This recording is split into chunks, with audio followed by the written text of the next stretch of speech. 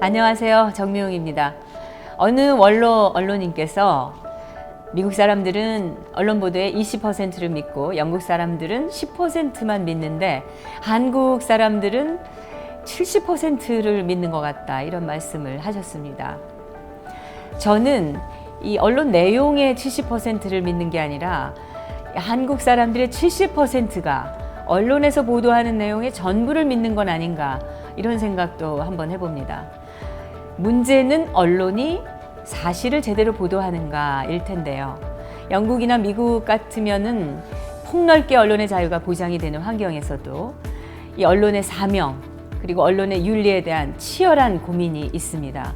그만큼 언론의 자정 능력이 살아있는 것이다, 이렇게 보여지는데 우리나라는 어떨까 자문해보지 않을 수가 없습니다.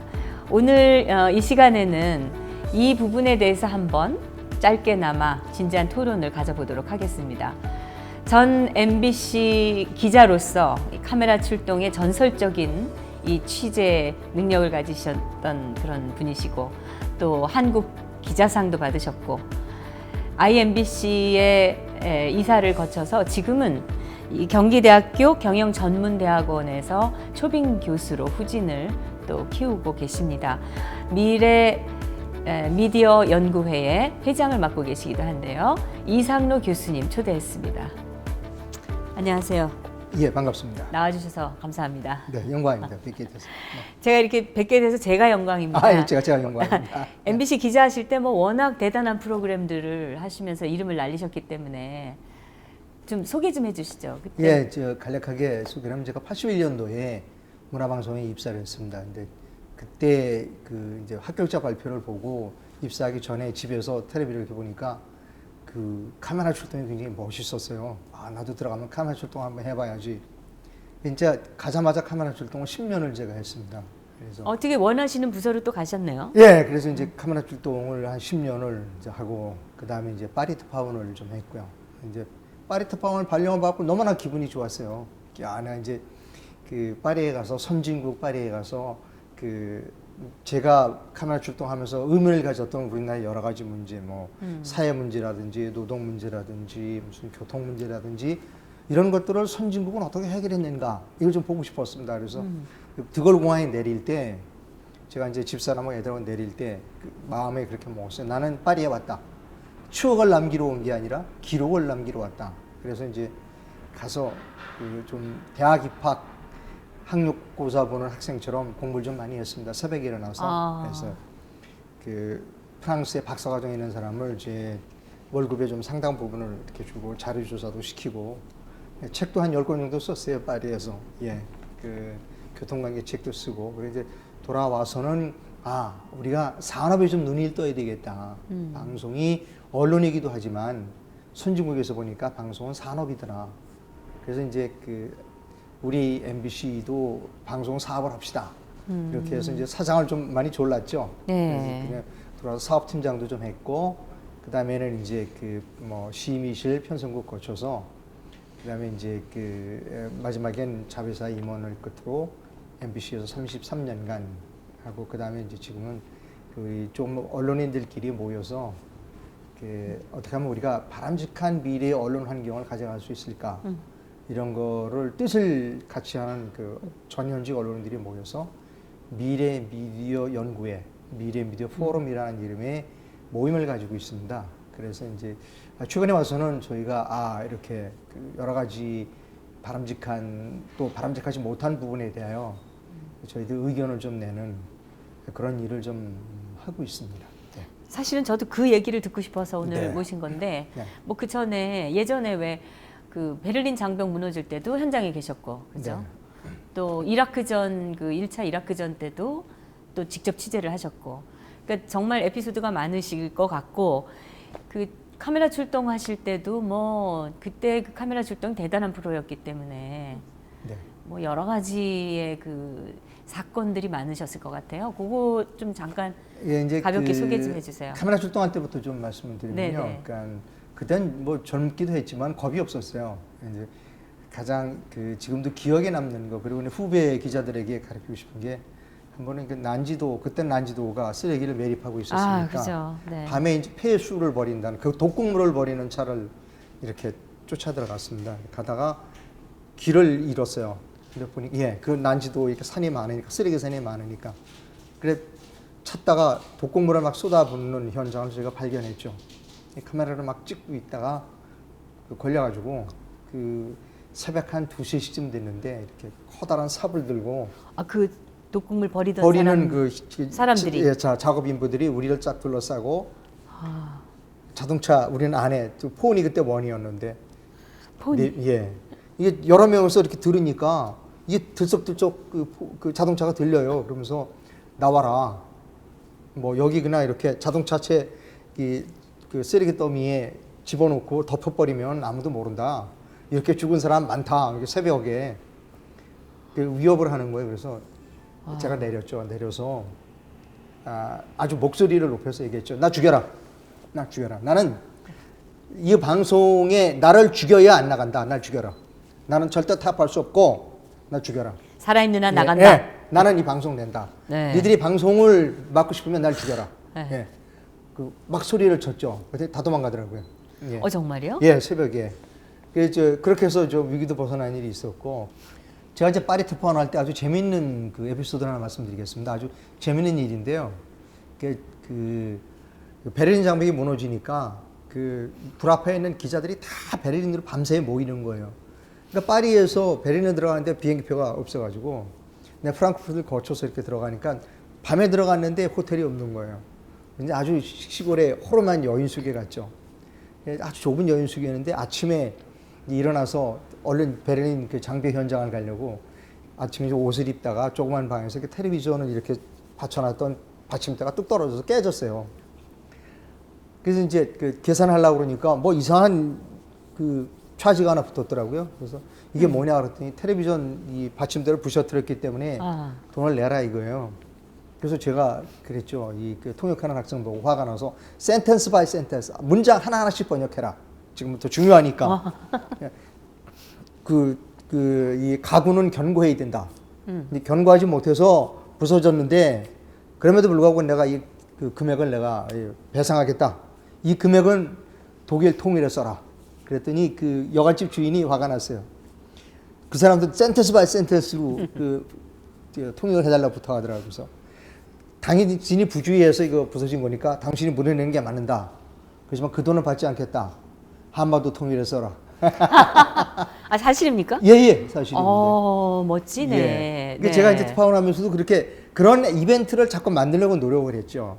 그래야 저 사람들이 독일은 어떤 민족성을 갖고 있는지 뭐 이런 것들을 많이 하니까. 그다음에 이제 또 하나 지금도 굉장히 기억에 남는 제가 파리 특파원을 할 때 제 1차 이라크 전쟁이 있었으니까 아버지 부시 때 지금 최근에 부시가 아들 부시가 아니라 아버지 부시 때 이제 사담 후세인이 그 쿠웨이트를 침공해서 이제 영국, 프랑스, 미국이 이제 연합군을 형성해서 전쟁을 벌였는데 제가 파리의 사무실에 보면 매일 아침에 영국 이제 그 신문도 보니까 영국 신문의 제일 그 제목이 뭐냐면 영국의 전투기 이름이 토네이도라는 전투기예요.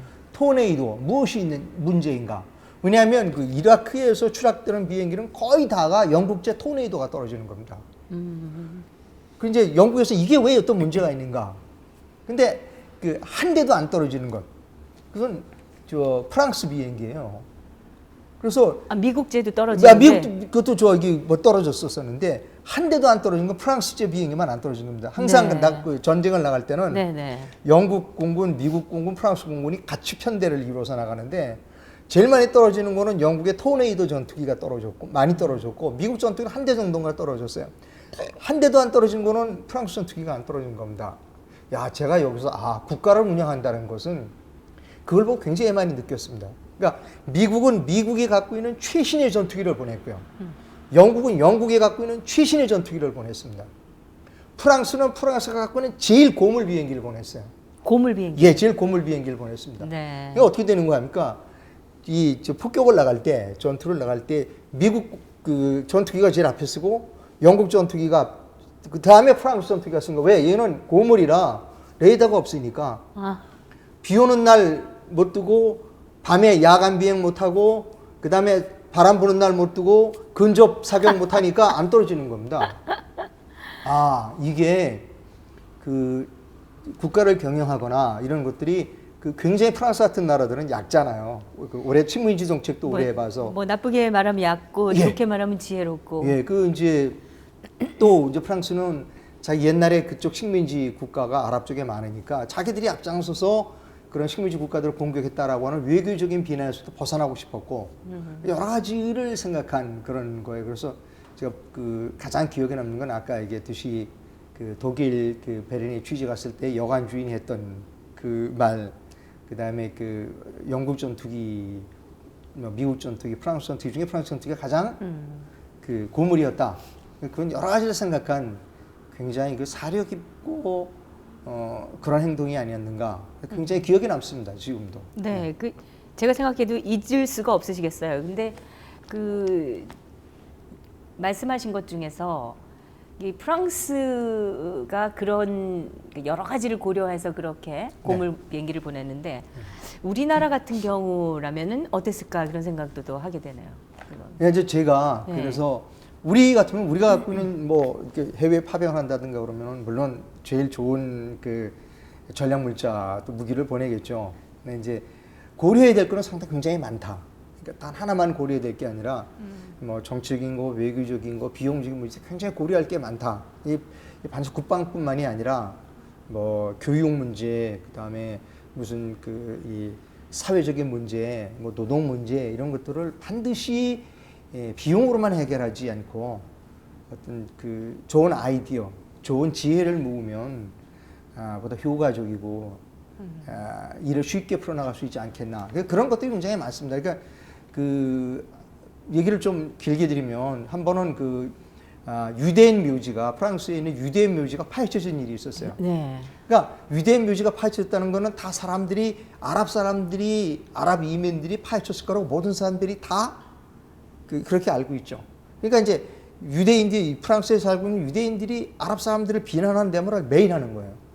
그러니까 아랍 사람들은 우리는 왜 하지도 않았는데 너희들이 그러냐. 이쪽 한쪽에서는 유대인 사람, 한쪽 아랍 사람들이 매일 데모를 하는 거예요. 근데 프랑스 이 경찰은 수사를 한다고 그러는데 잡아내질 않은 거예요. 그러니까 제 생각엔 잡으면 틀림없이 아랍 사람일 가능성이 크니까 일부러 안 하는 것 같았어요. 근데 하루 아침에 그 양쪽의 모든 이 데모를 잠재우는 사건이 하나 있었습니다. 그러니까 미테랑 대통령이 그 당시 제가 파리특권 때 프랑스 미테랑 대통령이었는데 미테랑 대통령이 야 우리 모두 데모를 내일 합시다 이러고 합니다. 예, 데모를 하자는 거예요. 제안을 했어요.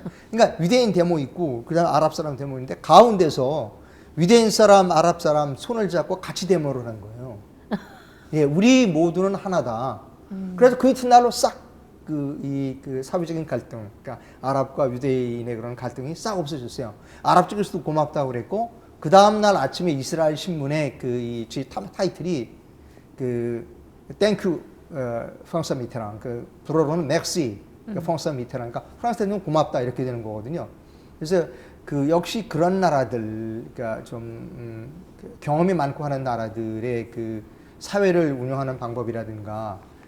언론이 보도하는 방법이라든가 그런 걸 보면 우리가 참 배울 것이 너무나 많다. 그러니까요. 근데 이제 아쉬운 점은 파리 특파원을 할 때도 그런 것들을 좀 보도하고 싶었었는데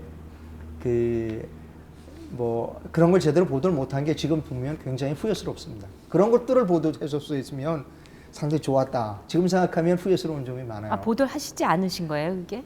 그런 내용을 보도를 안 했죠. 예를 들면 뭐 오늘 이시 정상회담이 있으니 거기서 나온 얘기는 뭡니다. 이런 것만 보도를 했지. 정말 깊이 있는 프랑스 사람들의 삶, 프랑스 사람들의 어떤 지혜, 어떤 그들이 갖고 있던 이 갈등의 해결 방법, 사실은 그런 거를 보도했었어야 돼요. 그렇죠. 예, 지금은 그게 후회가 됩니다. 근데 지금 우리나라 언론도 그런 게 뭐 전혀 없잖아요. 그러니까 지금도 사실은 해외 특파원 나가 계셨던 분들이 좀 그런 보도를 많이 찾아서 해주면 좋겠다 그런 생각이. 예, 맞습니다. 저는 우리 해외 나가는 후배들이 사실은 특파원도 엄밀하게 보면 나갈 필요가 없습니다. 왜냐하면 제가 파리에 있어도 뭐 파리에서 일어나는 일, 또 구라파에서 일어나는 일을 서울에서 팩스를 넣어줘요. 기사를 작성해서. 그러니까 파리 사무실에서 뭘 알겠냐고요. 그러니까 이제 파리에서 유럽 얘기를 하는데 사실은 그거 맞지 않은 이야기거든요. 그거는 다 외신으로 들어오니까 그거는 서울에 있는 외신부에서 처리하면 국제거나 외신부에 처리하면 되고 진짜 특파원들은 그 현장에서 예를 들어서 뭐 그것도 좋은 얘기가 될 것 같아요. 예를 들면 어떤 역이 하나 새로 프랑스에 어떤 역이 하나 새로 만들어졌어요. 그 역이 새로 만들어지면 우리 역세권이라고 그러잖아요. 역 밑에 무슨 뭐 25시 같은 편의점도 들어가고 다 그러는데 프랑스에서는 역이 이렇게 만들어졌을 때 1층에는 어떤 상가가 들어가고 2층에는 어떤 상가가 들어가고 편의시설은 뭐가 있고 이거 만들어지면 제일 처음에 그 분양가는 어떻게 되고 주변의 아파트 가격은 어떻게 변하고 사실은 이런 것도 굉장히 좋은 소재인데 우리는 지금도 마찬가지입니다. 지금도 그런 거는 관심이 없어요. 사실은 특파원들이 해야 될 일이 그런 게 아닌가 좀 싶습니다. 좀 굉장히 아쉽습니다. 제가 특파원을 끝냈지만 굉장히 아쉽고 뭐 후배 그 특파원들에게도 이제 실제 정말로 밀접한 거, 특파원의 그 기자적인 감각으로 이 바라보는 그런 것들이 이 서울에 있는 한국에 있는 이 독자나 시청자들에게 전해주는 게 굉장히 오히려 더 가치 있는 그리고 뉴스 시청률이 아닐까. 훨씬 높을 겁니다. 굉장히 좋습니다. 네, 원래 그런 걸 더 좋아하니까. 제가 파리 특파원 할 때 그때 그 지중해 말타섬이라고 있습니다. 그때 아마 고르바초프 때문에 이제 그 회담을 하게 되는데 그때 이제 고르비하고 이 미국의 부시 대통령하고 아마 거기서 회담을 했을 때 워싱턴에 있는 한국 특파원이 거기를 이제 갔고 아마 저희 선배 중에 이등열 선배님이라고 계셨어요. 네, MBC 사장도. MBC 사장 이등열 선배님이 이제 그 말타 취재를 끝나고 파리 저희 집에 오셔서 식사를 하실 때 그런 말씀하시더라고요. 이제 이 고르비하고 이 부시하고 회담을 하는데 한반도 문제가 논의됐는가를 관심이 우리는 있잖아요. 한반도 문제가 논의됐는가를 취재를 한 거예요. 이등열 선배께서. 그랬더니 고르바초프하고 부시하고 사이에 한반도 문제는 논의가 되질 않았습니다. 그래서 거기에서 이렇게 얘기를 했죠. 오늘 이 소련하고 미국 양 순회 간의 회담 중에 한반도 문제는 없었습니다. 라고 보도를 해서 서울로 보냈다는 겁니다. 근데 서울의 외신부에서 보니까 서울에서 출장을 간 무슨 신문이라는 데서는 모두가 다 고르비하고 부시 사진을 밑에 한반도 문제 협의 이렇게 다 타이틀이 나왔었다는 거예요. 거짓말 아닙니까? 예. 근데 그렇다면 서울에서 자기 특파원을 믿어줘야 되는 거 아니에요? 당연하죠. 이제 왜냐면 특파원까지 보냈어요. 그러니까? 그리고 오히려 그런 보도 속에서 그런 내용이 없었다 이러면 그게 특종 아닌가요? 근데 바로 그게 특종인데 의심해서 자신이 없는 거예요. 그래서 결국은 우리 이등열 선배가 리포트한 거를 뺐어요. 빼고 그냥 위신부에서 기자가 우리 신문 기자들이 쓴 기사를 가지고 다른 언론사를 해서 방송을 냈죠. 고르바초프하고 부시 사이에 한반도 문제에 협의가 있었다라고 했다 이거예요. 근데 사실은 없었어요. 그러니까 우리 언론이 아까 말씀하셨듯이 언론이 예를 들어 70% 20% 얘기하잖아요. 우리 언론은 아직도 정확하게 보도하는데 자기 언론인 스스로도 어떤 권위, 그러니까 예를 들면 관청에서 나오는 자료를 100% 그냥 인용해서 얘기한다든가, 예를 들어 검찰의 자료를 그냥 발표를 그냥 보도한다든가. 근데 검찰에서 나오는 자료 지금 보면 검찰에서 엄청나게 많은 얘기들을 하고 있잖아요. 거의 거짓말이 많잖아요, 지금은. 근데 제가 그때 우리 이등열 선배께서 말씀하실 때 느꼈어요. 우리 기자란 본인이 현장에 가서 내가 아니다라고 하면 끝까지 우겨야 되는 겁니다. 모든 사람이 다 이거라고 해도 내가 취재하니까 아니더라 라고 끝까지 우겨서 그리고 또 서울에서 데스크가 그걸 받아주고 나가야 되는데 이게 대세가 그러니까 대세라고 해서 사실이 모든 사람들이 그렇게 믿고 있다라고 해서 사실이 달라지면 안 되는 거지요. 근데 우리는 아직도 대세가 이런데 우리가 이렇게 따르게 보도하기는 좀 힘들지 않나? 튈 수는 없다. 최근에 좀 말씀드리기가 조금 앞서 나가는 것 같긴 한데 변호사분들하고 얘기를 할 때 보면 뭐 헌법재판소나 뭐 이런데 우리는 당연히 헌법재판소나 이런 그 재판관들이 그 원래 원칙, 법과 양심에 따라서 그 재판할 거라고 생각하는데 그 법조인들마저도 제 말에 동의를 안 하는 거예요. 그래서 깜짝 놀랐어요. 그럼 뭐냐 했더니 그 사람들도 여론을 본다 이거예요. 여론의 눈치를 살피고 그래서 내가 아니 그러면 여론 눈치를 살피면 뭐토록 법이 필요 있느냐. 그러나 여론 재판하면 돼버리지. 인민 재판하면 되는 거 아니냐.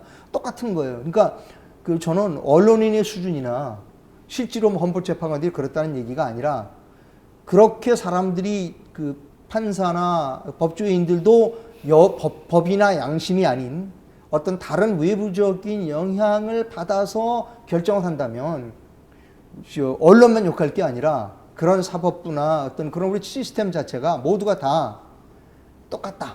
예를 들어서 똑같다. 그리고 아까 그 말씀하셨듯이 그 사실을 그러니까 검찰이나 이런 걸 하면 검증해야 되거든요. 솔직히 검찰 발표를 우리가 그대로 발표할 수는 없잖아요. 검증 안 하고 그대로 써버리는 그대로 써버리면 그대로 방송하면 편해요. 검찰에서 얘기했는데요. 그러면 피해보는 사람은 어떻게 되는 거예요? 그러니까 저는 이제 앞으로 주류 언론이 이런 그 언론에서는 검찰 발표를 그대로 쓰면 안 된다. 정부의 발표를 그대로 인용하면 안 된다. 검증해야 된다. 라고 저는 생각합니다. 좀 말씀 죄송합니다. 아니 괜찮습니다. 네. 제가 홍보 PR 회사를 한 11년을 운영을 했어요. 네. 주로 하는 일이 보도자료 내서 언론사들에게 까는 일입니다. 우리 클라이언트의 입장에서. 그러면 기자들이 그거를 토시 하나 안 바꾸고 그대로 그걸 써서 보도를 합니다. 네. 저는 이 홍보 회사가 많으면서 많은 기업들 또는 많은 이런 정책이나 기관들이 홍보 회사를 채용해서 고용해서 자기들의 입장에서 보도자료를 내주고 미디어 관리를 해달라고 의뢰를 하잖아요. 이게 많아지면서 기자들이 이제 기자 쓰는 그 치열한 취재 감각 또는 그 사명감 이런 걸 잃어버린 것이 아닌가. 어떻게 그 기업의 홍보 직원이 또는 홍보회사 직원이 쓴 보도자료를 토시 하나 안 틀리고 그대로 받아서 그거를 프린트를 하고 방송을 할 수가 있을까. 그런 생각을 사실 그게 업으로 제가 쭉 해왔지만 그런 생각을 많이 하면서 회의를 느끼면서 일을 했던 기억이 있습니다.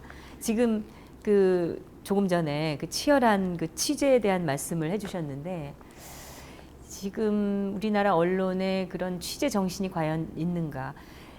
뭐 저도 얘기가 길어지네요. 근데 저에 대해서 사람들이 보도를 많이 했었는데 저한테 직접 전화를 해서 물어보고 제가 왜 그랬는지 또는 무슨 생각인지를 물어본 사람이 한 명도 없거든요. 없습니다. 네. 그냥 냅니다.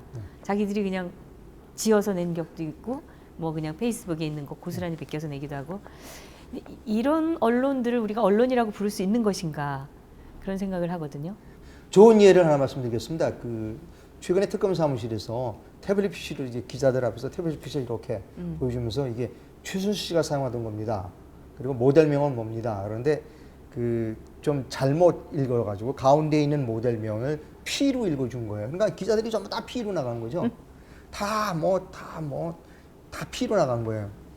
그래서 이제 그 인터넷 그 매체에서 그 모델명을 검색하면 P가 없는 거예요.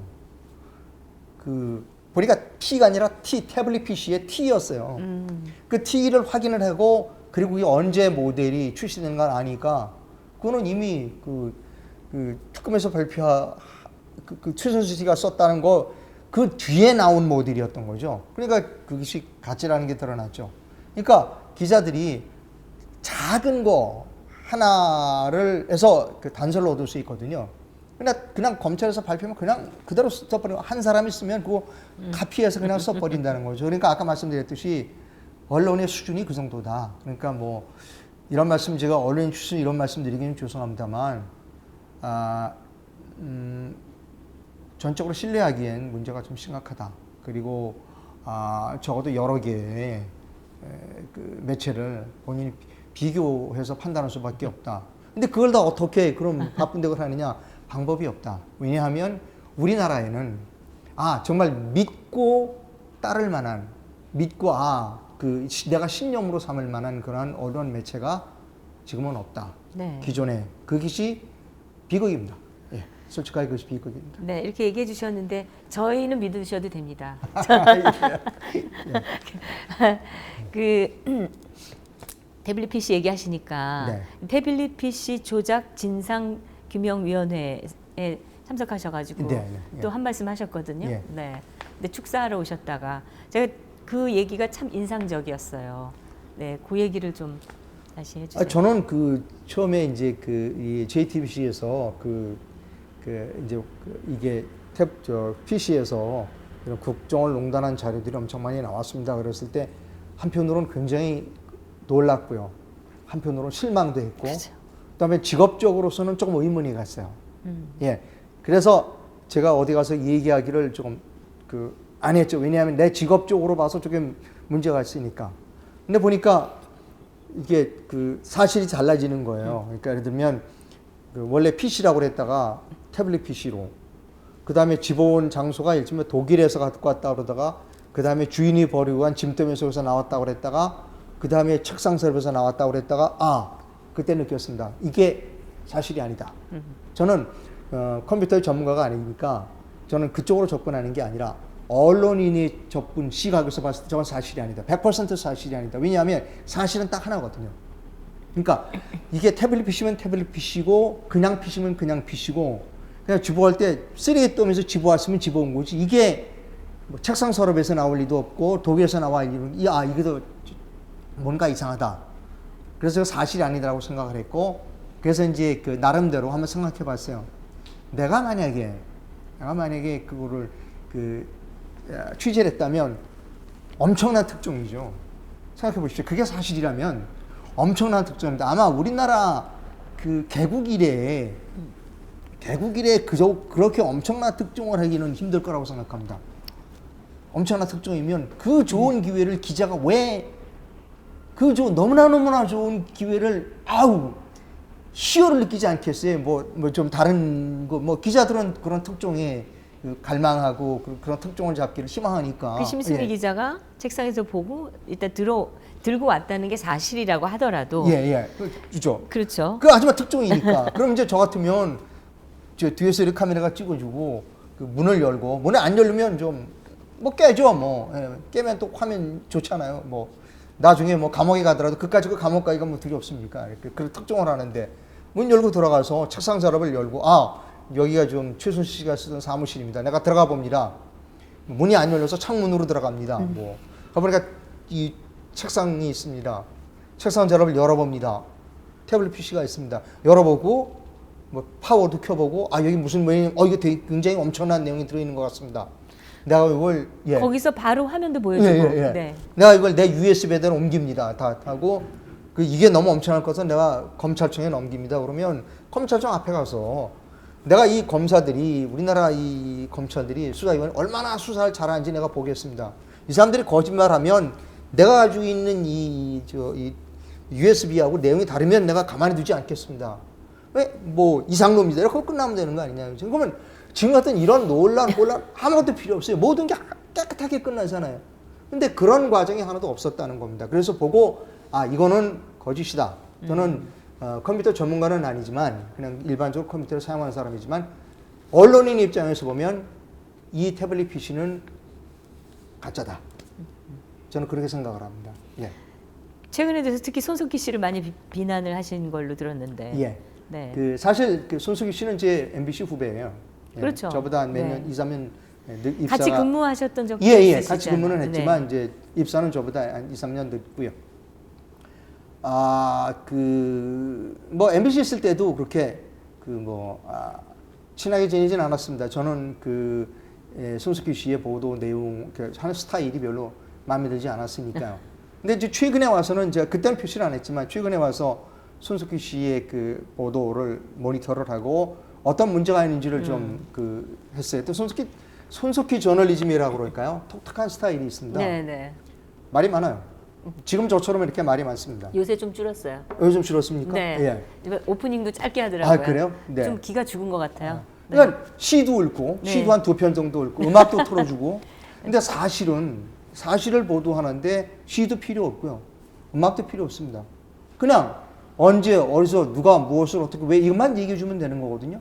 근데 뭐 굉장히 그럴듯해 보이는데 사실은 그 그럴듯해 보이는 것은 그 포장이었고 진짜 그 자기가 하려고 하는 내용을 모르겠어요.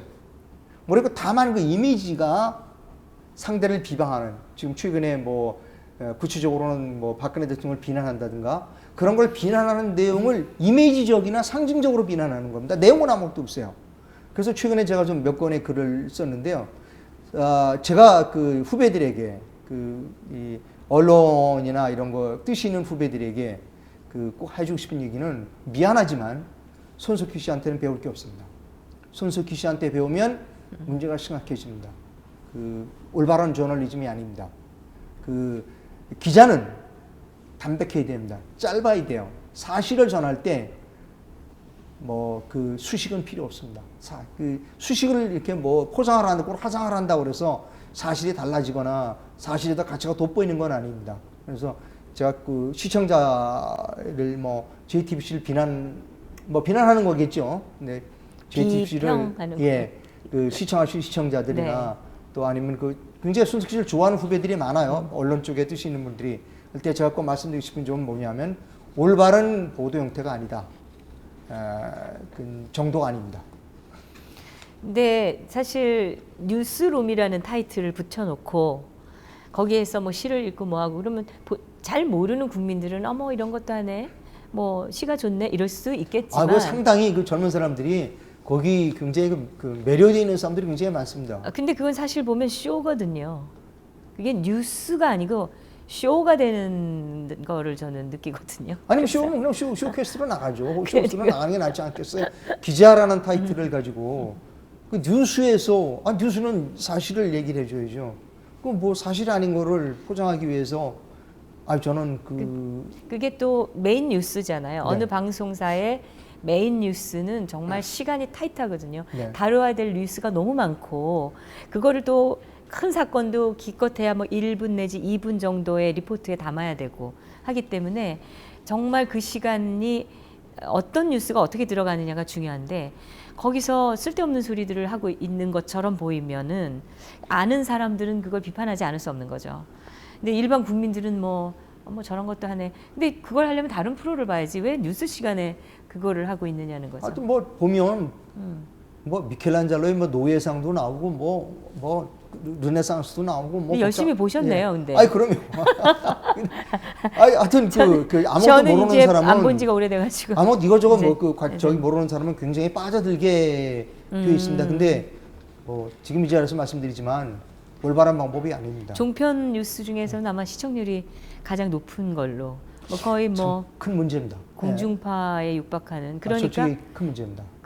손석희 씨는 거기 가서 방송통신심의위원회 징계를 아마 언론사 최고 1위로 올려놨어요. 가장 많이 받았습니다. 네, 가장 많이 받았는데 그런 프로가 시청률이 지금 1등이라는 거는 좀 심각한 문제라고 지적하지 않을 수 없는 거죠.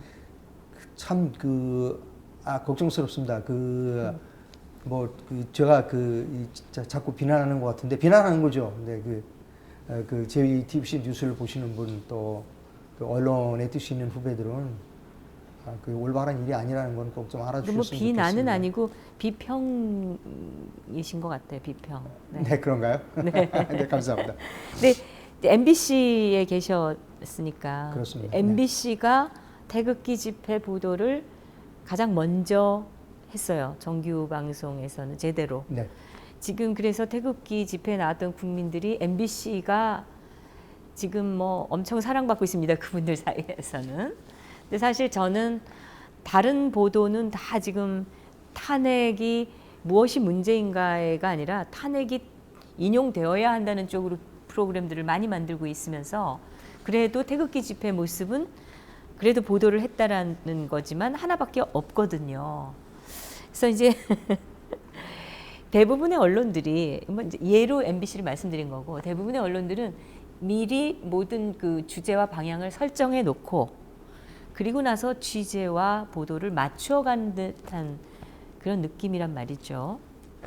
어떻게 생각하세요? 지금 말씀드린 것 중에 네. 동의할 수 없는 부분이 하나 있습니다. 네네. 그럼 제가 MBC 출신이지만 MBC를 비난해야 될 부분이 뭐냐면 뭐 MBC가 그래도 가장 먼저 태극기 보도를 칭찬한 건 아니었는데. 예, 죄송합니다. 근데 MBC가 가장 그 먼저 태극기 보도를 했다는 부분에 있어서는 다른 방송사보다 좀 나을지 모르지만 네. 제 기준으로 보면 늦었어요. 제 많이 기준으로 늦었죠. 보면 많이 늦었고 그리고 지금 보도하는 형태도 그러면 예전에 그 촛불 집회 사람 많이 모일 때 중계차를 동원해서 중계했어요. 그때 MBC 기억하실지 모르겠습니다만 아니 다 기억하죠. 중계차를 보내서 중계차를 중계했어요. 몇 대씩 네. 동원해가지고 그러면- 광화문에서 그럼 태극기 중계했잖아요. 집회는 지금 그 사람 숫자도 훨씬 많은데 그러면 그랬다면 지금 중계차도 보내고 해야죠. 아니죠. 중계차는 안 보내고 그냥 기자만. 아니 그러니까 저는 늦었고 네. 그것도 늦었고 지금 현재 보도하고 있는 그 내용도 충실한 보도는 아니다. 라고 하는 걸 미리 말씀드리니까 MBC 출신이니까 MBC를 비난할 수 있겠죠. 그러니까 뭐 다 못하는데 조금 하나 낫다. 뭐 그걸로 위안해서는 안 된다. 그러니까 제가 예. 지적한 점이 바로 그거였거든요. 지금 태극기 집회 나오시는 분들은 그걸 정말 고맙게 생각하시는데 그러니까 다 하는데 그것도 나올 때 이제 고맙죠. 사실은 전체적인 프로그램들은 방향이 이미 설정해 놓고 가고 있으면서 그거 하나 겨우 이제 봐주듯이 하나 해준 건데 지금 많은 국민들은 고마워하고 있다는 건데 근데 사실 이런 그 언론사들이 이미 자기들의 입장과 방향을 정해놓고 취재와 모든 그 보도의 내용을 제한해서 지금 하고 있는 게 지금 한국 언론이 갖고 있는 가장 큰 문제점 중에 하나가 아닌가 그런 생각하거든요. 무엇이 진실인가, 무엇이 사실인가에 초점을 맞춰서 취재를 해야 되는데 우리는 이 방향으로 간다. 요걸 취재해 와라. 이렇게 해갖고 오니까 나간 사람들도 거기에 맞춰서 스토리를 만들어 가지고 간다 이거죠.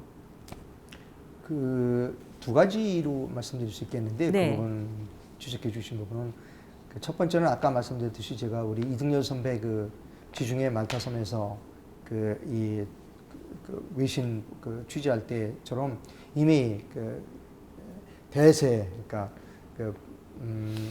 어떤 커다란 흐름 속에서 벗어나지 않으려고 하는 이 데스크들의 것도 있고요. 또 하나는 지금 언론사에 있는 구성원, 그러니까 취재를 하는 사실은 두 번째 게 더 문제일 것 같아요. 지금 취재를 하고 있는 제작을 하고 있는 일선 인력들이 정치적이에요.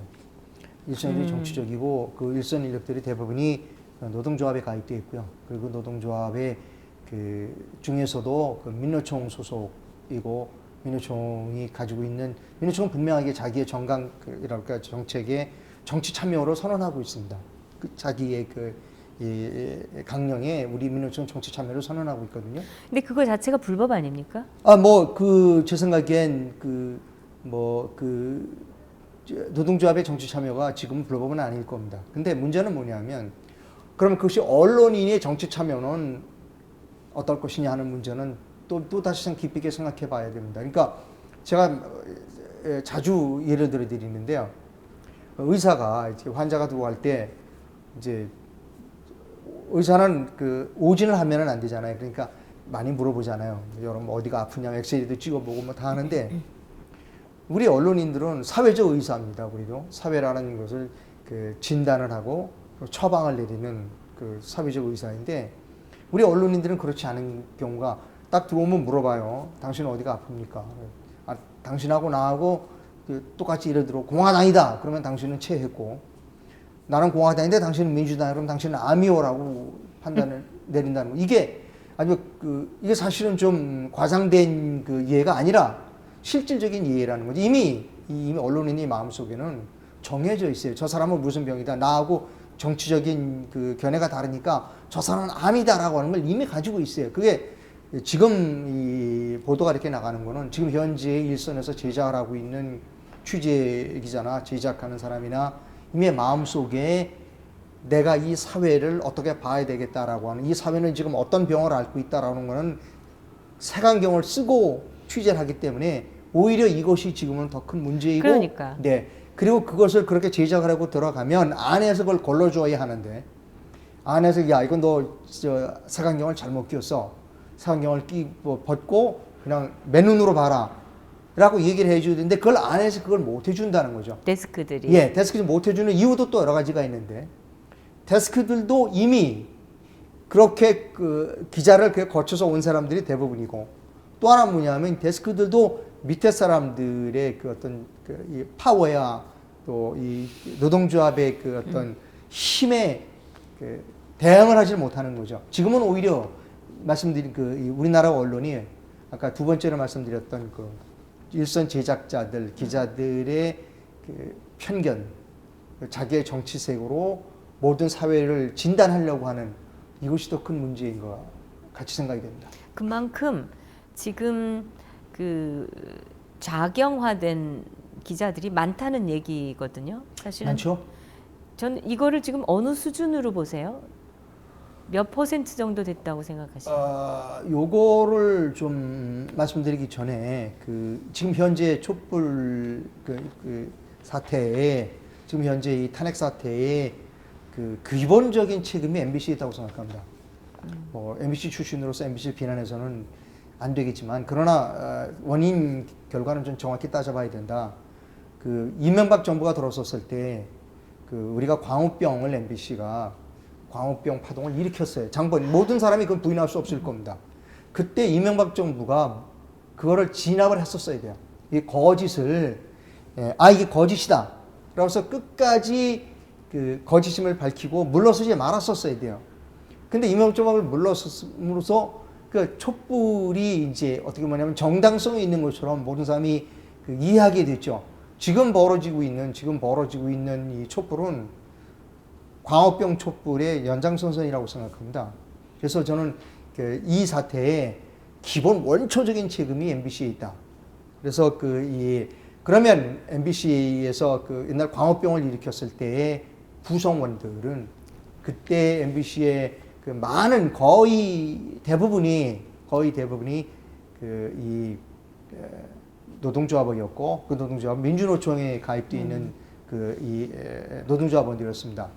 지금은 조금 이제 MBC도 다른 목소리를 내고 있는 노동조합도 있고 뭐 하지만 지금도 MBC도 그렇고 KBS도 그렇고 숫자는 옛날보다 적어졌을지 모르지만 그러나 그 목소리를 낸다든가 그 다음에 어떤 세력을 규합한다든가 그런 면에 있어서는 옛날이나 지금이나 다름이 없다.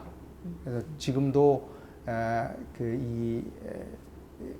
정치적으로 이 사회 현상을 파악하고 이 제작을 하려고 하는 강한 욕망들을 가지고 있는 사람들이 굉장히 많다.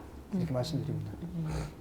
그 노조 얘기를 잠깐 하셨는데 MBC에도 노조가 지금 3개라면서요? 네, 3개 노조가 있습니다. 그 성향이 다 어떤가요? 그러니까 이제 원래 MBC는 단일 노조였었죠. 그러니까 민주노총 산하의 MBC 본부라고 하는 그 본부 노조라고 하는 게 원래 하나만 있었습니다. 그러다가 이제 광우병 때 나이가 이제 좀 시니어들이 이거러다가 우리 알잖아요. 우리는 이게 거짓말이라는 방송이라는 걸 아니까 목소리를 못 내고 있었지만 이제 뜻이 있는 좀 선임 기자와 PD들이 모여서 별도의 노동조합을 구성을 했어요. 공정방송 노동조합이라고 하는 조합을 구성했고 저도 거기에 이제 위원장을 하면서 이래서는 안 되겠다. 나라가 망하겠다. 그래서 강력하게 이제 숫자적으로는 작지만 한 20분의 1 정도밖에 안 되지만 강하게 목소리를 내서 심지어 저희는 PD 수첩 없애라. 광우병 PD 모두 해임해라. 사표 받아라. 그래가지고 강하게 목소리를 냈죠. 그 뒤에 이제 MBC의 이제 젊은 기자 중에는 이게 민주노총에서 가입되어 있다가 떨어져 나온 젊은 기자들이 만든 조합이 또 하나 있습니다. 그래서 지금 현재는 3개의 노동조합이 있지요. 그나마 지금 아까 말씀드렸듯이 태극기 보도 같은 걸 MBC가 그래도 다른 방송사보다는 조금 낮게 했던 이유가 이 민주노총 말고 다른 선임자들의 노동조합과 그다음에 이제 민주노총 떨어져 나온 젊은 사람 노동조합이 그나마 좀 그럼 제2, 제3 노조가 제3 중심이 노조가 돼가지고 조금이라도 목소리가 그래서 이제 태극기 집회라든지 이런 목소리를 좀 반영하기 시작했다. 이렇게 그래서 보시면. 저는 이제 언론을 제압하는 거는 언론이다. 그래서 노동조합을 제압하는 건 노동조합이다. 그래서 어차피 노동조합은 뭐 존재해야 하는 거니까 없어질 수도 없고 그러면 각 단위 이 언론사에서 다양한 목소리를 낼 수 있는 노동조합이 나왔으면 좋겠고요. 그다음에 지금 현재의 이 언론도 지금은 각각가 자기 것만 방송하지만 우리 MBC나 이런 이 주류 언론사가 다른 언론사를 비판하고 이제 이 선배니까 다른 언론사를 비판하고 이 꾸짖고 하는 일을 앞장서서 해야 된다고 생각합니다. 네, 그게 굉장히 필요합니다. 이제는. 그런데 지금 그럴 만한 언론사가 없습니다. 해야 됩니다. 없어요. 지금은 없습니다. 없어요. 예, 없어요. 누군가 나와야 되잖아요. 해야 돼요. 그런 일을 해야 됩니다. 그러니까 언론을 제압할 수 있는 거는 저는 느끼는 게 뭐냐면 노동조합을 제압할 수 있는 그 사내 노동조합이고 언론을 제압할 수 있는 건 그 사회의 다른 언론이 그런 이 올바르지 못한 언론을 제압해야 하는 것이 가장 시급한 정답이라고 생각합니다. 네. 지금 저희 진정 방송이 지금 그런 일을 좀 해보려고 조금 애를 쓰고 있습니다. 큰 힘이 되셔서 그런 일을 좀 하셨으면 좋겠습니다. 지금 미력 하나마 뭔가 지금 언론의 잘못된 부분을 지적하려고 하는데 이렇게 나와주셔서 말씀을 해주시니까 힘이 되고 감사합니다. 근데 책을 쓰셨잖아요, 최근에. 이게 지금 네. 대한민국을 위한 겸손한 제안이라는 A Modest Proposal 이걸 쓰셨는데 제가 이거를 뭐 아주 정독을 하지는 못했지만 읽어봤습니다. 읽어보셨어요? 네, 힘드셨을 읽어보고. 텐데. 네. 아니에요, 너무 재밌었어요. 그랬어요? 네, 사실 너무 재밌는데 저는 이분이 대통령이 나가시려고 하나 그런 생각이 들었어요. 이게 대한민국을 위한 겸손한 제안인데 국가 경영에 관련된 어떤 팁이랄까, 아이디어랄까, 그다음에 어떤 통찰 이런 걸 보여주는 책이다. 근데 여기를 보면은 언론에 대해서도 한마디 하셨더라고요. 근데 공정을 입에 달고 사는 언론인일수록 공부를 하지 않을 가능성이 높다. 이런 얘기를 하셨어요. 요걸 좀 설명을 해주시죠. 원래 언론인들이 다 공정 이렇게 얘기를 하죠. 물론 요즘엔 그 말을 안 믿습니다. 제가 이제 사람들이 왜냐하면 하도 입에 달린 소리가 돼가지고 근데 대학에서 이제 학생들한테 강의할 때도 제일 첫 시간에 그걸 얘기하죠. 우리 드라마 같은 걸 보면 재밌잖아요. 드라마 보면 남녀가 이렇게 사랑하다가 헤어질 때 사랑하니까 우리 헤어지자 이런 얘기를 하는데 학생들한테 질문하죠. 진실이 무엇인가? 진실은 몰라요.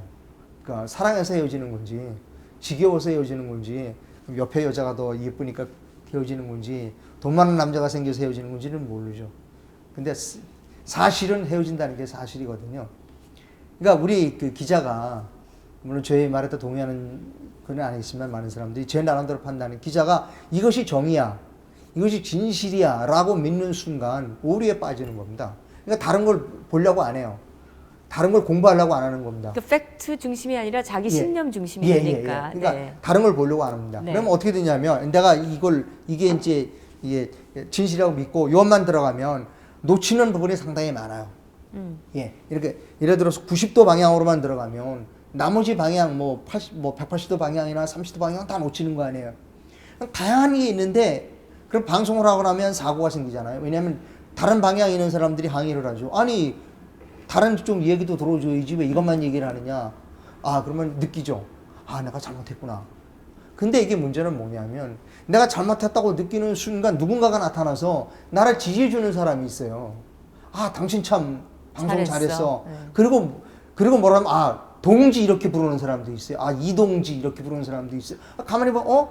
나는 나 잘못했다고 생각하는데 한쪽으로 몰고 들어가는데 나한테 지지세력이 생겨. 그리고 날 동지라고 그래. 그래? 재밌잖아요. 그러니까 다양하게 공부하려면 시간도 많이 가고 저기도 하지만 한쪽으로만 몰고 들어가면 욕은 좀 먹더라도 뭔가 보상이 주어지고 지지해주는 세력이 있는 겁니다. 그래서 나는 항상 나는 이게 공정하다, 이게 올바르다, 진실이다 라고 얘기하는 사람은 공부가 부족하다.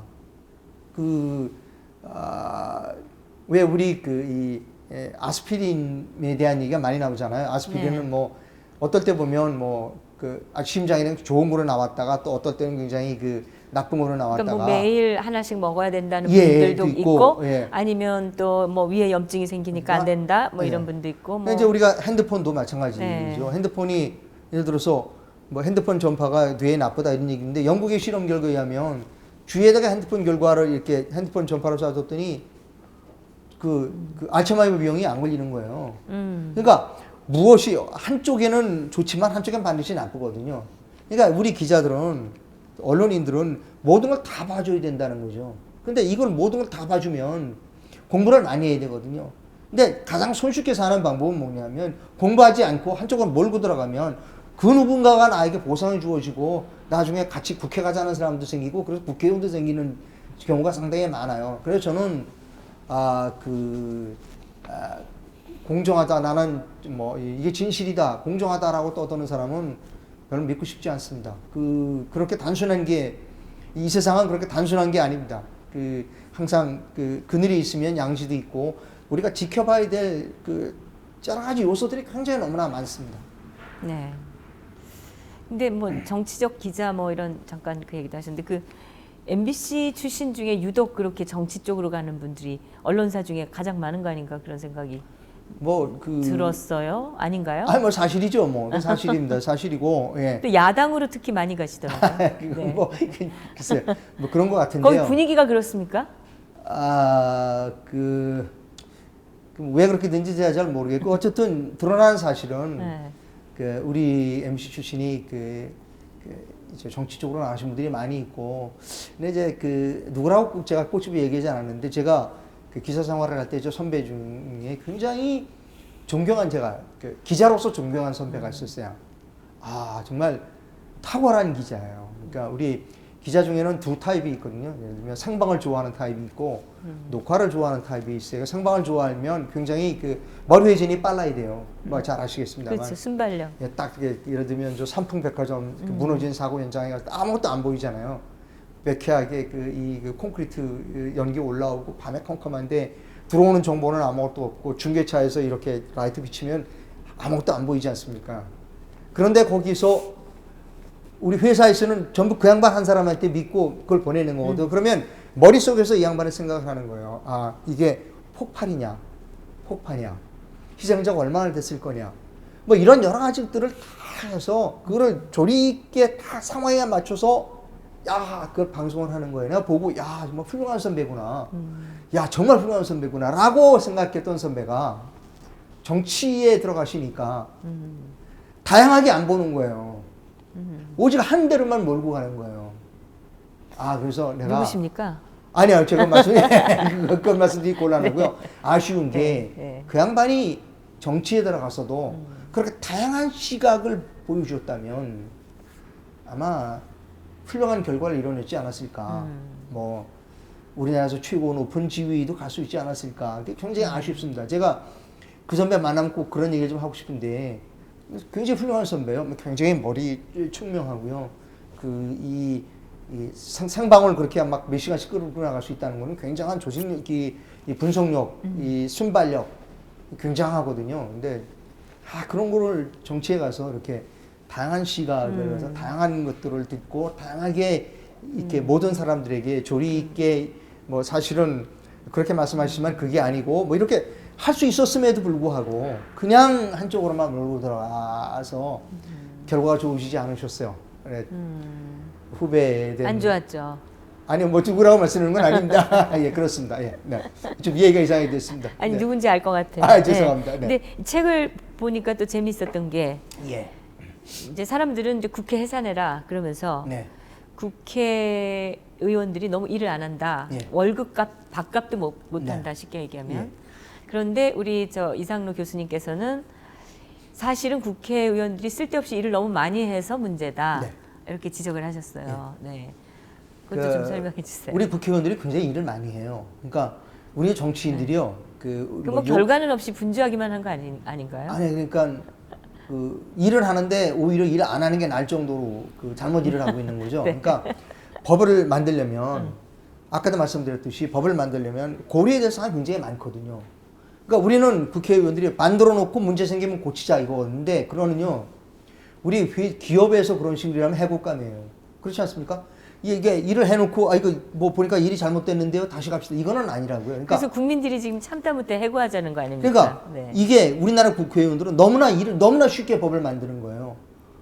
정규재 이 앵커 같은 분은 우리나라 국회의원은 그랬으면 좋겠다 법을 그렇게 만든다라고 하는 아주 예, 그러니까 모든 법이 다 좋죠. 예를 들어서 그 근로자에겐 월급 많이 줬으면 좋겠고, 뭐 그다음에 뭐 새로운 기업가는 새로운 사업을 많이 일자리 창출했으면 좋겠고, 하지만 그래도 이율 배반적이거든요. 근데 그냥 막 법을 만드는 거예요. 그러니까 좋은 이해를 하나 말씀드리면, 그 옛날에 1970년대에 미국에 월마트병이라는 게 있었습니다. 월마트병. 그건 뭐냐면 월마트가 하나 들어가면 주변에 그 2,000개 정도의 소매상을 도산시킨다라고 하는 그 주장이 있었어요. 그래서 월마트 워치라고 하는 단체가 생겨서 워치 그러면 왜 되게 그런 거 이렇게 감시하는 사회 단체 아니에요. 그 사람들이 주장한 게 그런 주장을 한 거죠. 월마트가 들어가면 2,000개 주변에 2,000개, 1,500개에서 2,000개의 조그마한 상점들이 죽는다. 그런데 월마트는 계속 생겼거든요. 그러면 다 죽었어야 되는데 월마트가 생기고 몇 년 지나고 나니까 그 주변에 소매상들이 많이 늘어나는 거예요. 왜 늘어나니까 월마트가 생기니까 엄청나게 큰 그 쇼핑센터가 생기니까 주차 공간이 많아졌고 사람들이 많이 모이니까 월마트가 제공하지 못하는 서비스를 판매하는 상점들이 많이 늘어난 겁니다. 예를 들면 바이올린줄만 파는 뭐 그다음에 이 고급 이 보석만 파는 가게도 생기고 그다음에 아주 그 문신하는 그런 데도 생기고 그러니까 그럼 우리가 최근에 생긴 게 대형 슈퍼마켓병이거든요. 그러면 이 대형 슈퍼마켓 우리 이제 대형 슈퍼마켓이 골목에 들어가면 주변 사건을 다 이제 죽인다. 그러니까 무조건 규제부터 하고 보는 거죠. 그러니까 우리 국회의원들은 무조건 규제부터 하는 거예요. 그다음에 지방자치단체 규제도 하고 보는데 문제는 뭐냐면 그렇게 규제해서 일자리가 더 늘어나느냐 하는 거죠. 그건 아니라는 겁니다. 그래서 이런 거 있을 때 계속 저는 법을 만들기보다는 토론을 하자는 겁니다. 이런 게 들어왔는데 이게 어떻게 그 영향을 미치고 어떤 피해가 있는가를 계속해서 토론하고 그렇게 하면 나름대로 그 사회가 어떤 이 방향을 잡아 나갈 것이다 라고 하는 거죠. 근데 우리는 무조건 법부터 만들고 보는 거죠. 그러다 문제 생기면 그 법 고치느라고 또 비용이 들어가고 우리 국회의원들은 쓸데없이 일을 많이 한다. 그러니까 닥치는 대로 자기들이 이런 거 하나 있으면 좋겠다. 그러면 막 법으로 만들어요. 만들어서 예. 입법 예고하고 예. 그러면 국민들은 모르는 사이에 이것이 그냥 국회를 통과해서 나도 모르는 사이에 나를 구속하는 법들이 여기저기에 도사리고 있었다 이런 얘기가 되는 거죠. 그러니까 국회의원 자기가 만들어 놓고 나중에 폐지법안 또 자기가 무슨 법에 사인했는지도 모르고 하는 사람 많잖아요. 최근에 지금 2월 달에 결의되어 있는 방송 관련 법안은 아마 심각한 법안이 결의되어 있어요. 지금 뭐 2월 9일까지 입법 예고 끝나는 법안만 31개인데 그 31개 법안들이 거의 악법이라고 또 이 방송관리 법안은 그 편성권을 그러니까 그 방송 사업자 경영자는 방송 제작 내용에 간섭하지도 말고 편성에 간섭하지도 마라. 그럼 누가 방송을 만들려고 합니까? 노동조합. 그러니까 누가 이거를 세우려고 하겠어요? 남이 세우는 데 가가지고 자기들이 다 그러니까 지금 만들어지는 방송은 그 사람들 손 띄고 노동조합하고 지금 현재 간부들하고 5대5로 구성해서 편성위원회를 구성해라. 그 얘기가 뭐냐면 노동조합이 편성권을 갖는 거예요. 그 법이 지금 만들어지려고 하는 법이거든요. 그러니까 이런 법을 자꾸 만들려고 그러는 거예요. 그렇게 되면 우리나라 모든 방송은 노동조합의 지배를 받게 되죠. 그렇게 되면 더욱더 정치적일 수밖에 없게 되죠. 그러니까 너무나 법을 자기 그 이익을 위해서 연구하지 아니하고 만든다 하는 거죠. 그래서 제 책 내용 중에 아마 그 내용이 있을 겁니다. 우리가 국회의원들이 너무 열심히 일한다라고 하는 내용이 아마 그런 내용일 겁니다. 네. 그 법 얘기하시니까 이런 법도 있었어요. 박근혜 대통령이 탄핵 소추안이 헌재에서 가결되기를 기다리는 동안에 월급 주지 말자. 그 법을 만들었어요. 그래가지고 그러면은 이제 월급도 물론 탄핵이 되고 나면 어차피 나갈 거니까 뭐 미리부터 월급 줄 필요는 없다. 뭐 이런 취지였는지 아무튼간에 그 법은 어떻게 되는지 모르겠어요. 많은 국민들이 가서 반대 의견 달았다고 하는데. 전 잘 모르겠습니다. 그건 국회의원들이 또 황교안 총리의 뭐 대통령 후보설 나오니까 65세 이상은 뭐 공직자였던 사람들은 전혀 대통령 출마를 하면 안 된다. 이런 거의 기본권을 훼손하는 그런 법도 막 만듭니다. 기본권을 자기들의 이익이 된다 그러면 닥치는 대로 만드는 거예요. 그러니까 일을 너무 많이 하고 있는 거는 맞는 말씀이신 것 같아요. 잘못되게 많이 하니까. 네, 쓸데없는 거죠. 짓을 너무 많이 하고서 이 혈세 아깝게 만들어서 세금 근데 내기 그런 싫어지게. 거를 언론이 그런 거를 언론이 매우 비판하고 해야 되는데 그걸 안 하잖아요. 네. 네. 그러니까 저는 이 청문회를 상당히 좋아합니다. 저 청문회를 잘 보는데 많은 사람들이 그렇게 청문회 쓸데없이 뭐 토론하느냐. 근데 청문회를 보면 국회의원이 자질을 볼 수도 있잖아요. 네. 아, 저 사람이 저 정도밖에 실력이 안 되는구나 느낄 수 있잖아요. 근데 그 사람들이 좀 머리가 좀 나쁜 게 아닌가. 왜냐하면 다 보이잖아요. 그러면은 그걸 다 상식적으로 다 판단할 수 있는데 근데 왜 이제 그런 짓들을 언론이 네. 그걸 가지고 물고 늘어져야 되는 겁니다. 예를 들어서 뭐 엉터리 많잖아요. 그러니까 자료도 조사도 제대로 안 해갖고 와요. 네, 조사 아니고 엉터리 갖고 와서 하는 네. 사람이면 그 다음에 이제 소리나 꽥꽥 질러대고. 언론에서 그 사람을 가지고 매일 괴롭혀야죠. 너 왜 국회의원이라는 사람이 월급도 그렇게 많이 받으면서 공부를 왜 안 해갖고 왔느냐. 오늘 물어보고 그 이튿날 만나서 또 물어보고 그 다음날 스튜디오로 데리고 나와서 왜 이렇게 질문했느냐. 공부는 도대체 한 거 했느냐. 실례지만 지역구가 어디십니까? 그 지역구 사람들은 그러면 당신하고 수준이 비슷하고 이렇게 해서 겁이 나게 만들어야죠. 이게 부들부들 떨게 언론을 보고 부들부들 떨게 만들어야죠. 근데 정치부 기자 안 해보셨죠? 아, 저는 뭐 정치하고는 관심이 없으니까요. 예. 사회부 기자라서 분석 비판 이거 많이 하셨는데 정치부 기자들은 제가 보기에는 거의 국회의원들이나 정치가들하고 공생 관계입니다. 예, 자기가 네, 뭐 서로 같이 사석에서는 술 마시고 형님 동생 하면서 그냥 형식적으로 보도를 하거나 그러기 때문에 그렇게 지금 말씀하신 대로 될 리가 어렵죠. 그래서 특검도 말씀드린 분이 추순실 씨가 뭐 이렇게 나란히 여기서 뭐 강압 수사를 받았다. 근데 뭐 여러 가지 심한 얘기를 들었다. 그 특검 얘기에서는 뭐 그런 한 일이 없다. 그러면 이 녹화 텔레비를 보자. 녹화 안 했다. 그거는 언론 입장에서 보면 아주 좋은 건수죠. 특검 우리가 사무실을 만들 때 수억이 들어갔어요. 거기에 다 이 조사실에 월급도 지금 엄청나게 주고 다 있습니다. 달았거든요. 그러면 그렇게 하라고 많은 돈을 들여서 특검 사무실을 만들고 CCTV를 달았는데 왜 그 CCTV가 없는 방에서 수사를 했느냐라고 하는 부분이죠. 그걸 물고 늘어지고 봅시다. 당신 못 믿겠다. 들어가서 한번 보자. 이 기자들이 뭉쳐가지고 거기 특검 사무실 기자들이 야 우리 모두 특검한테 박영수 특검한테 다 들어가서 확인하자. 보여달라. 만약 우리에게 보여주지 않으면 네가 거짓말한 거다. 가서 보자라고 얘기를 해야죠. 저는 옛날에 카메라 출동할 때 이 고속도로 이런데 경찰차 지나가고 그러면 세워가지고 열어봤어요. 경찰 같은 거 뒤에 경찰 트렁크 뒤에 뭐가 섞여 있느냐. 왜 이 교통사고가 났을 때 사람들이 뭐 응급 장비를 갖고 있느냐 이런 거 해봐야죠. 당연히 특검 같은데 그러면 아니 수많은 예산을 들여서 사무실 만들어주고 CCTV 설치했는데 안 했다고 그러면 그건 말이 안 되는 거죠. 그럼 그걸 괴롭혀야 되는 겁니다. 그래야 특검이는 기자를 보면 사실은 부들부들 떨릴 정도의 그런 악착 같은 기자가 돼야 되는 거예요. 그게 기자지요.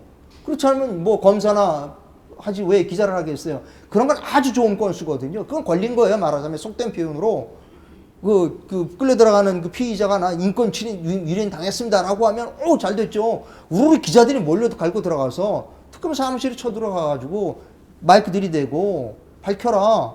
왜 안 했느냐. 그럼 완전히 좋은 건수를 잡힌 걸 뭐 없잖아요. 저는 그게 후배 기자들한테 그게 참 답답한 겁니다. 그 좋은 건수를 왜 놓치냐는 근데 거죠. 지금 기자들은 지금 특검이 하고 있는 것을 도와주는 입장입니다. 거의. 그럼 뭐 기자예요. 그러면 그냥 뭐 지금 검사죠. 거의 이 사람들이 말하자면 같이 동지 관계가 아닐까.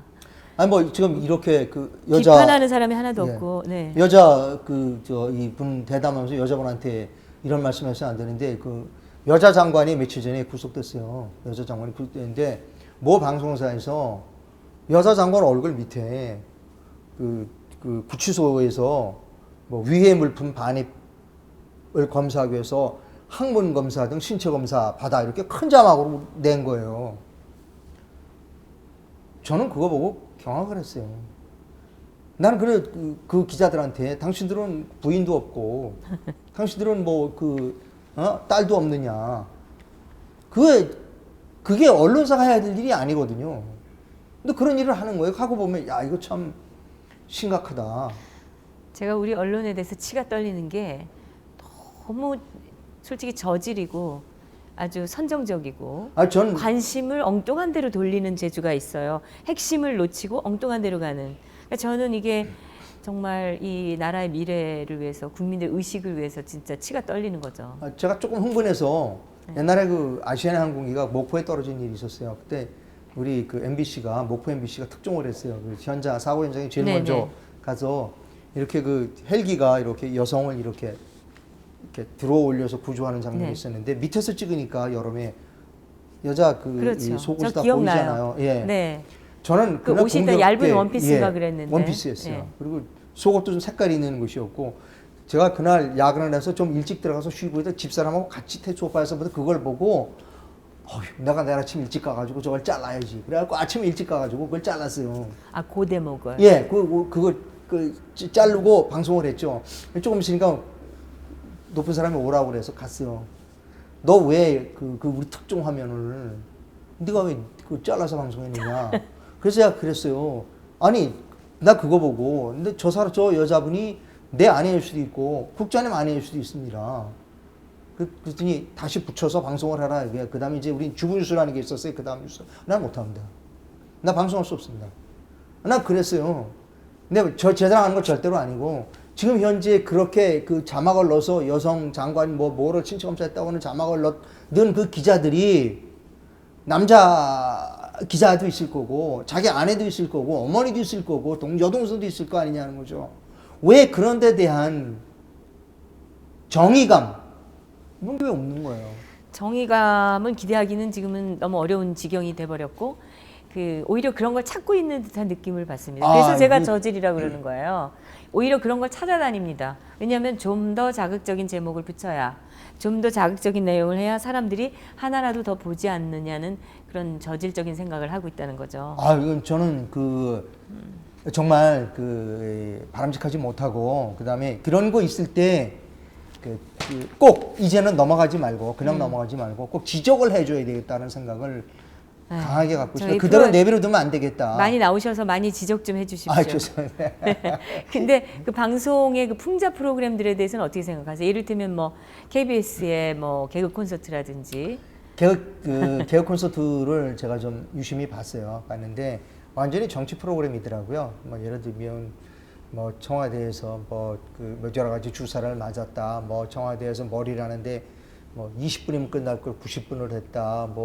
그다음에 개그에 여자 6분 간호장교를 완전히 아주 멍청한 여성으로 비하를 하고 그다음에 정규제 텔레비의 정규제 씨를 완전히 나쁜 사람으로 묘사를 하고 이것들은 그런 개그 콘서트 같은 거는 단순한 프로그램이 아니고요.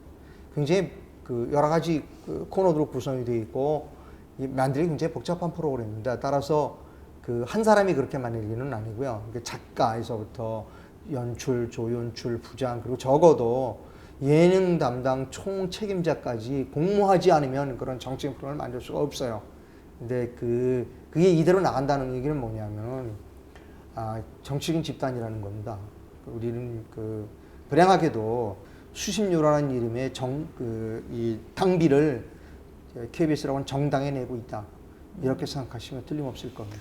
그래서 제가 이 많은 분들한테 이 KBS의 TV 시청료를 내지 않아도 되는 방법을 가르치고 있습니다. 좋은 방법이 있나요? 지금은 전기료에 포함되어 있잖아요. 아니, 포함되어 있는데 텔레비전을 안 보고 텔레비전이 없다라고 신고를 하면 됩니다.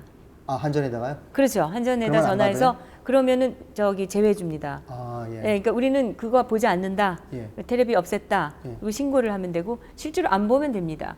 그리고 아니어도 볼 게 많습니다. 그래서 근데 KBS야 적자가 나면 국영 방송이니까 국가에서 또 지원이 있겠죠. 그러니까 근데 사실 너무 방만한 조직이기 때문에 조직이 너무 크고 그러다 보니까 또 단순히 국내에만 방송되는 것이 아니라 해외라든지 또는 북한이라든지 이렇게 나가는 공개되지 않는 채널들도 많이 있기 때문에 제작비가 많이 들어요. 그렇겠죠. 그런데 실제로 이 조직 경영 자체가 방만한 조직이라고 저는 생각합니다. 사람도 너무 많고 지금같이 이 개인 미디어가 발달한 시대에서 사실은 이런 그 거대한 이 미디어 조직이 과연 효율적이고 필요한가 전 그런 생각도 하거든요. 그 부분에 대해서도 좀 이제 제가 전 이제 이 언론 전공이니까요. 그다음에 이제 학교에서 또 그런 부분을 좀 가르치고 있는데 지금 이 사태를 보면 이게 어떻게 결론이 날지 모르지만 어떤 식으로 결론이 나든 상관없이 이번 일로 해서 우리나라의 언론에 큰 변화가 있을 거다. 네. 그래서 주류 언론이 몰락하고 주류 언론이 빨리 몰락하고 개인 미디어가 이 부상하는 아주 굉장한 지각 변화가 있을 거다. 지금 벌써 미국의 트럼프 대통령이 주류 언론을 비난하고 있지 않습니까? 자기는 주류 언론에 기대지 않고 직접 자기 트위터나 페이스북이나 이런 걸 통해서 직접 커뮤니케이션을 했거든요. 이 국민들하고. 그래서 당선이 됐는데 예. 사실 바로 그 개인 미디어 SNS로 지금 공격당하고 있습니다. 네, 근데 어쨌든 네. 지금 저도 이번 우리 이제 언론 환경이 이번 일로 많이 좀 바뀔 것 같다 이렇게 생각을 하고 저는 구체적으로 말씀드리면 언론 믿지 마시고 가능한 이제 페이스북 같은 트위터나 페이스북이나 유튜브 같은 매체들을 좀 많이 국민들이 접했으면 좋겠습니다. 왜냐하면 정보의 양에 있어서는 페이스북이나 유튜브나 트위터를 따라갈 방법이 없습니다. 신문도 그렇고 방송도 그렇고 정보의 양, 또 정보도 다양한 편집되지 아니한 날것의 정보들이 많이 들어오지만 다 교육을 받고 그다음에 지각이 있기 때문에 계속 이렇게 보다 보면 나름대로 어떤 것이 올바른 뉴스인지 사람들이 본인들이 알 수 있다는 측면에서 지금 대안으로서는 제가 말씀드린 국민들이 기존 언론에 너무 기대지 마시고 페이스북이나 그다음에 유튜브나 이런 것들의 매체에 보다 좀 적극적으로 접속을 해서 보다 다양한 정보를 받아서 나름대로 판단해가는 방법밖에 없다. 비극입니다. 어떻게 보면 누군가가 이렇게 올바르게 지금 딱 나서서 기준을 잡아주고 정말 저 언론만 보면 모든 게 딱 공정하고 그 다음에 앞길이 딱 보인다. 이런 게 솔직히 우리나라에는 없습니다. 따라서 그러면 어떻게 되냐? 방법이 없고 그런 나라에 사는 게 불행하지만 지금으로서 대안은 페이스북이나 그다음에 트위터나 그다음에 유튜브에 접속을 많이 해서 다양한 정보들을 받아들여서 본인이 판단하는 것 이외엔 지금으로서는 방법이 없다. 그러니까 언론 미디어 환경을 지금 개인 미디어들이 네. 지금 새롭게 만들어가고 있는 네. 뭔가 변화가 이걸 통해서 크게 나타날 것 같은 일종의 과도기, 네. 춘추전국 시대 이런 느낌을 받아요. 그래서 뭔가 벌어질 것 같아요. 근데 지금은 우리가 과도기에 있다. 그런 생각이 듭니다. 정치적인 해석은 좀 하지 않더라도요. 지난번에 박근혜 대통령이 1인 미디어 하고 인터뷰를 하셨잖아요. 거는, 우리나라가 성큼 1인 미디어 시대로 다가서는데 쪽에 굉장히 크게 어떤 이벤트가 되지 계기가 되지 않았을까 싶습니다. 앞으로 1인 미디어의 시대가 매스 미디어 시대가 아니라 1인 미디어 시대가 됐다라고 하는 것은 미디어가 크게 변했다는 것이죠. 네.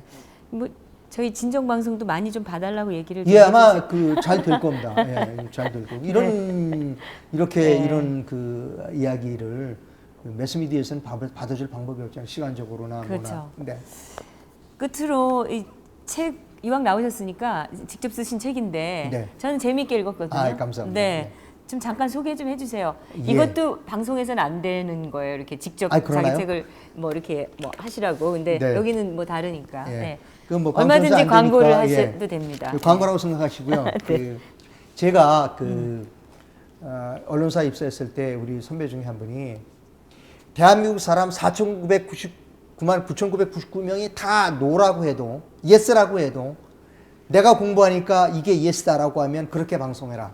그러니까 전문가가 되라는 겁니다. 그것이 진짜 훌륭한 기자다. 모든 사람이 다 예스라고 해도 내가 조사하니까 이게 내가 맞다라고 하면 예스라고 해라. 이게 훌륭한 기자다라고 하는 거거든요.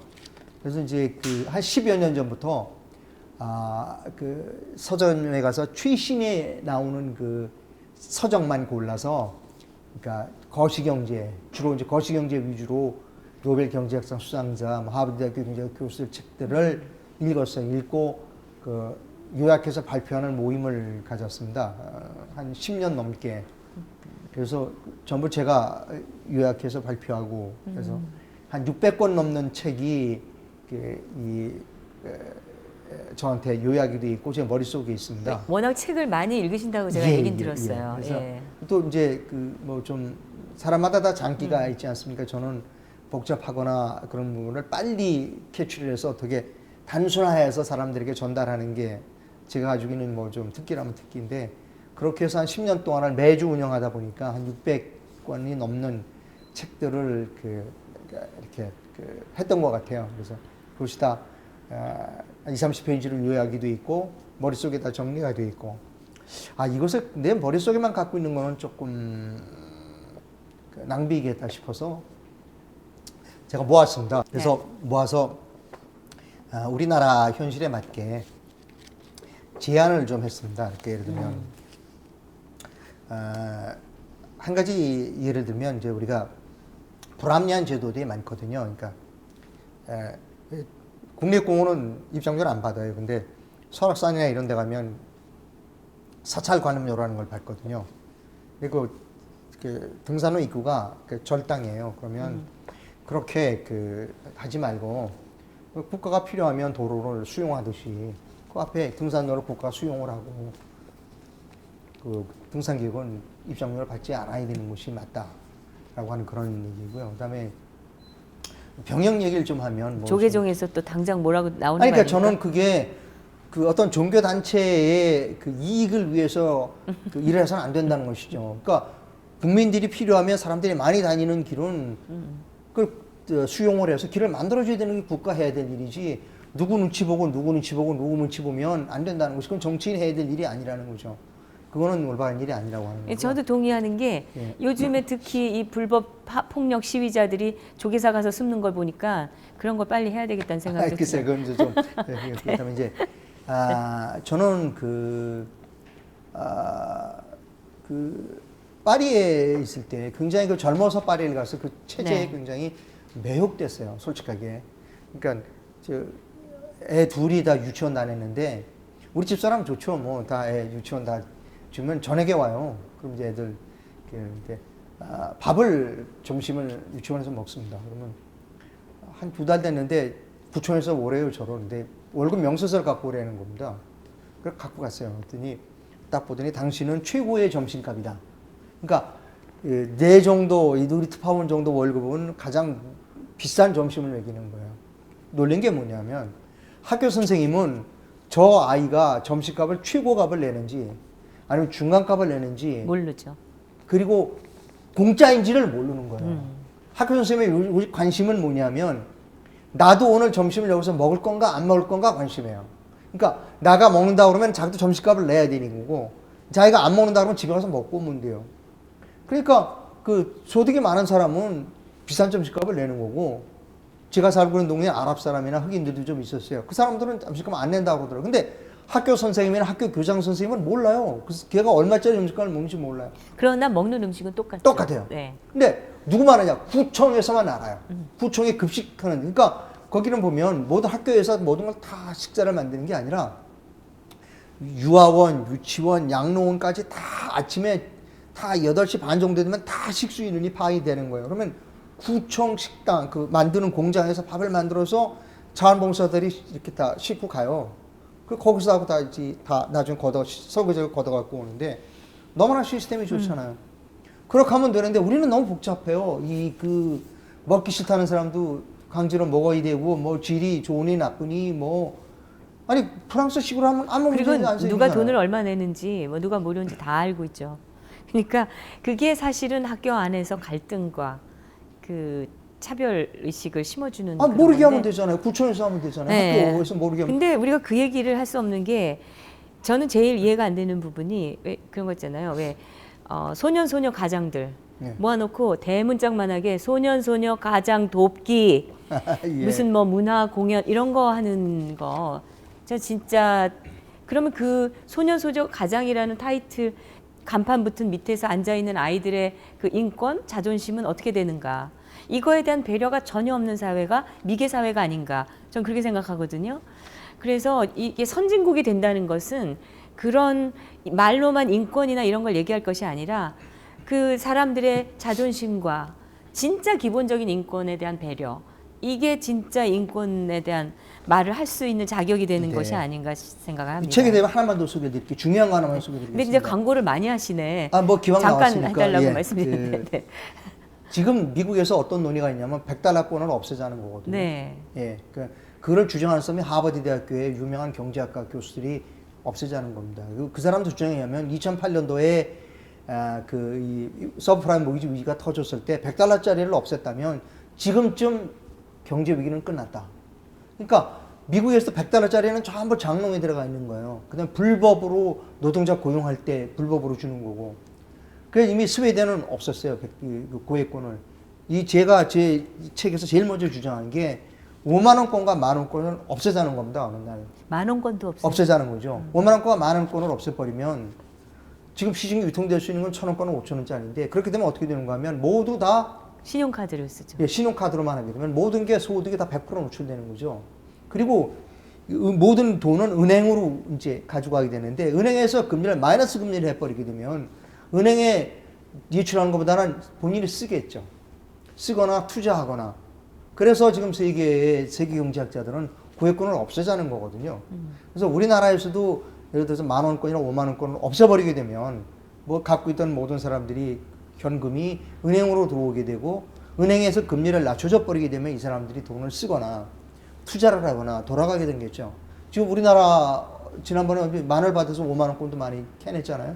그래서 그런 여러 가지 정책들 지금 미국이나 이런 데서도 실현하지 못하지만 학자들이 그렇게 주장하는 그런 여러 가지 정책들이 여기 책에 담아 있습니다. 그래서 다른 목적으로 쓴 건 아니고요. 제가 책을 좀 많이 읽었기 때문에 이런 것들을 우리가 도입을 하게 되면 별로 그렇게 마음만 먹으면 되지 어려운 것도 아니니까 우리가 보다 경제가 잘 돌아가고 좀 부강한 나라가 될 수 있지 않을까. 그래서 뭐 경제, 그다음에 교육, 그다음에 사회 뭐 그런 여러 가지에 네. 대해서 짤막짤막하게 했지만 방송 리포트 형식으로 썼기 때문에 읽기는 아마 쉬웠었을 네, 겁니다. 잘 읽혔어요. 책 선전을 그리고- 너무 많이 했습니다. 아니에요, 괜찮습니다. 예. 네, 아주 쉽게 읽혔고, 그다음에 이제 제 생각은 사람들의 생각의 관점을 폭을 넓혀주고 또 생각지도 못했던 부분에 대해서 생각하게 해주는 그런 여러 가지 좋은 생각들이 들어있다. 이렇게 감사합니다. 생각이 칭찬해 들었습니다. 주셔서. 네. Modest Proposal, 대한민국을 위한 겸손한 제안이라는 책인데요. 네. 이게 봄빛 서원에서 나왔네요. 네. 네. 이렇게 하면 이제 책 광고 완벽하게 해드렸죠. 예, 이거 뭐 네. 방송심이 안 걸리나 모르겠습니다. 예, 뭐 저희는 그런 거 네, 감사합니다. 상관하지 않습니다. 하여튼 시간이 다 돼가지고 네. 너무 재미있게 얘기 나눴는데 여기서 줄여야 될 것 같아 죄송합니다. 오늘 시간 내서 감사하고 유쾌했습니다. 네, 저도요. 감사합니다. 너무 좋은 얘기 들려줘서 감사합니다. 예, 감사합니다. 네, 오늘 아주 짧지만 우리 언론의 현재에 대해서 잠시 생각해 봤습니다. MBC의 명성을 날리시던 기자셨고 또 IMBC의 이사를 지내셨고 지금은 경기대학교 경영대학원에서 초빙 교수로 또 많은 후진을 양성하고 계신 이상로 교수님과 말씀 나눴습니다. 가장 우리나라에서 특혜받는 집단 중에 하나가 저는 언론이라고 봅니다. 근데 그들이 받는 만큼 이 사회와 나라를 위해서 기여를 하느냐? 그 답은 아마 초등학생도 알 수 있지 않을까라는 생각이 들 정도로 지금은 언론은 신뢰를 상실하고 있습니다. 언론이 정신 차리게 할 방법은 없는가? 묻게 되는데 사실 답이 안 나오는 질문입니다. 네, 정미용의 진정 토크 다음 시간 기대해 주시기 바랍니다. 감사합니다.